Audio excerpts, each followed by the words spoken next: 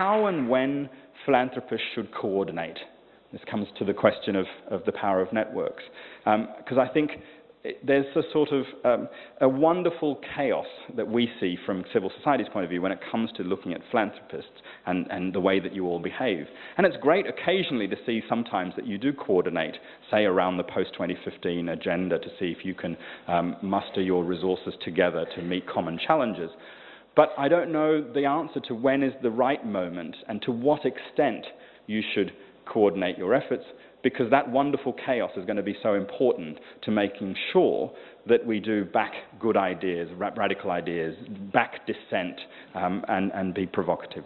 So there are just some of the challenges that we at Civicus are hearing that I hope will emerge in conversations over the next couple of days. Something should be done to facilitate and accelerate efforts to strengthen citizen action. And they gave it 8 aims, this thing that needed to be created. And the first aim was to create a meeting ground for networking opportunities. Second, a clearinghouse for information. Third, to encourage a transfer of knowledge and expertise. And there are 5 others that are very similar. And I was thinking to myself how the world has changed in those 24 years since those good people came together to create a World Alliance for Citizen Participation. I mean, who had an email address in 1991? One person, probably a few American-based academics, I suspect, or those connected to academia. I mean, in 1991, we would have probably thought that tweeting was what birds did, or a website was where spiders spun their webs. But here we are in the midst of this amazing revolution. And to me, and I suppose for Civicus, I suspect, like Wings, it's almost the best of times and the worst of times in terms of running a global alliance or a global network. It's the best of times because it's never been easier, it's never been cheaper to establish those networks virtually, especially, and to reduce the barriers and costs to communication. And that's been incredibly wonderful. But on the other hand, it's also the worst of times because how do we add value? How do we nurture a network like this and make people, keep people coming back? And it's a real challenge for us. I think most of us in this room are here because we want to do some sort of good to transform societies, to fight for social justice, to fight for freedoms. And sometimes, and I'm speaking frankly, being in a job like this, I fear that we're wonderfully good at running these networks and gathering people and communicating, but we're horribly bad when it comes to challenging those networks of power that matter for the people whom we want to help and whose lives which we want to improve. And I do think that we need to think about the sort of how we deploy the networks that we build to make real or radical change. And to us, that's the journey we're on in Civicus, and I suspect Wings is on in a similar way. So with those words around networks, I'm really delighted to invite Steve Waddell to address us. He's the guru of networks. And today he's going to talk to us about the power of networks. Steve Waddell. Thank you so much. It's a real pleasure to be here. I wanted to take off and talk with the issues that Danny is bringing up. These are great issues and that were brought up earlier. So why do we need networks? Well, I think of networks in some ways as filling in and helping us actually meet some of our human needs. Right? The organizations are great, but they keep you siloed, and really this is a great experience today. We want to connect across networks. There's that human need for actually connecting across barriers that are organizational to be able to make contact, make meaning in our lives. There's the question of efficiency of operation, right? We can see that a single organization can be very efficient, but when you get a collection of them and they're all doing something similar, such as data collection, they're collecting the same data, wouldn't it be a lot smarter to get together in a network and to reduce that duplication of service? We have flexibility of action. That means that we create lateral, horizontal relationships outside of the hierarchical relationships, which are very useful too.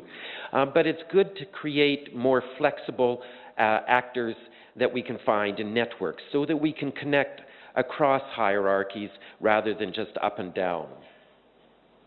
We want to bring together a diversity of approaches. We want to bring together different ethnic, cultural traditions, business, government, civil society. When we create networks, we can create spaces for creating new rules, new cultures, new norms, new ways of interacting outside of those traditions with a great deal more flexibility.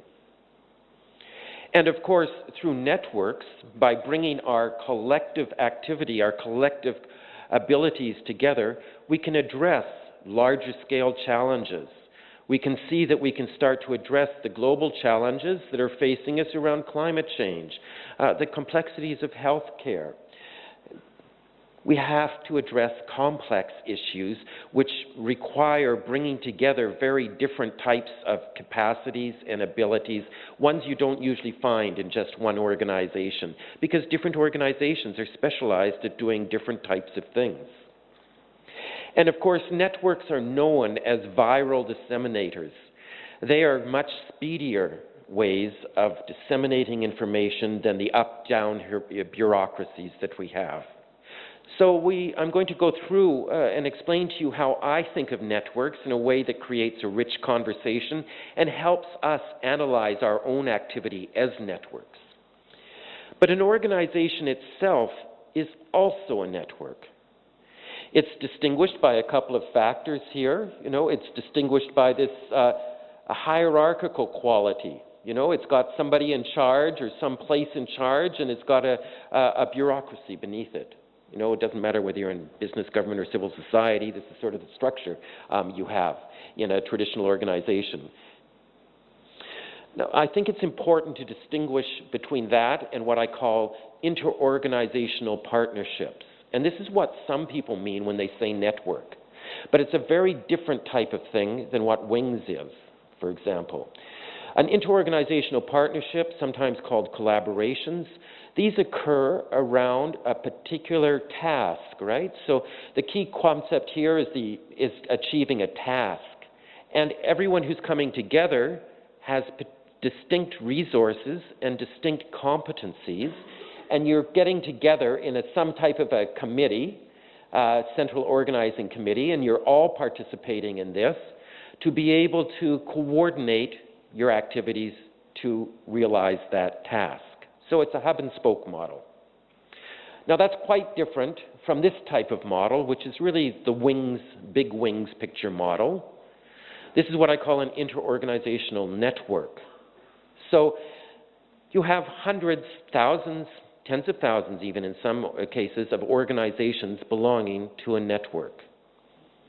And it's multi-hub.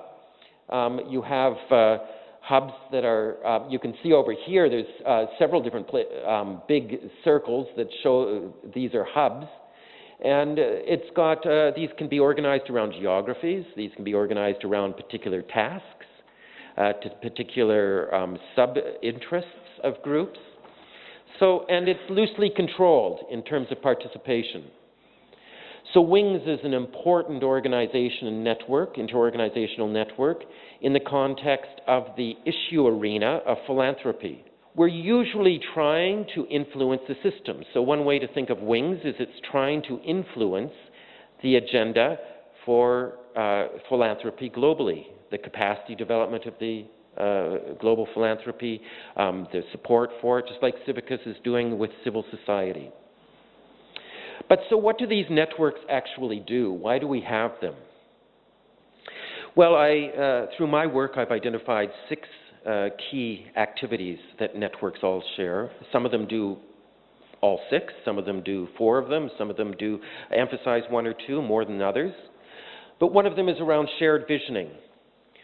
The shared vision of what's the role of philanthropy in the world. And then there's this important activity of system organizing. This is the most obvious, perhaps, activity of networks.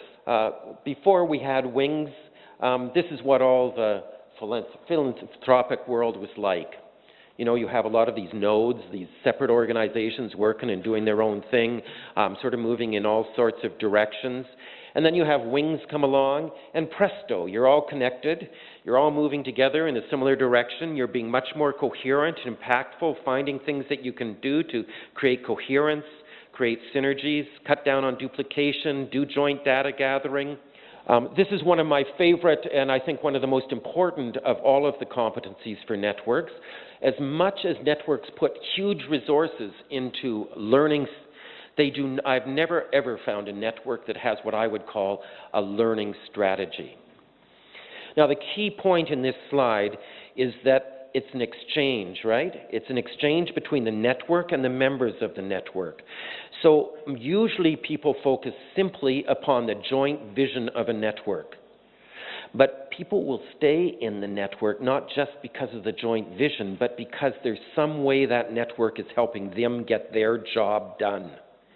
This is the key to making a robust network, right? Where you feel the inspiration is available, that you can express your information, you can feel that's the glue that gives you the excitement of coming to a network, is meeting other people who have the ideals and they want to develop them further. So good luck with your deliberations over the next few days, and I want to encourage you to make sure you keep your ideals as part of your discussion. Thank you very much.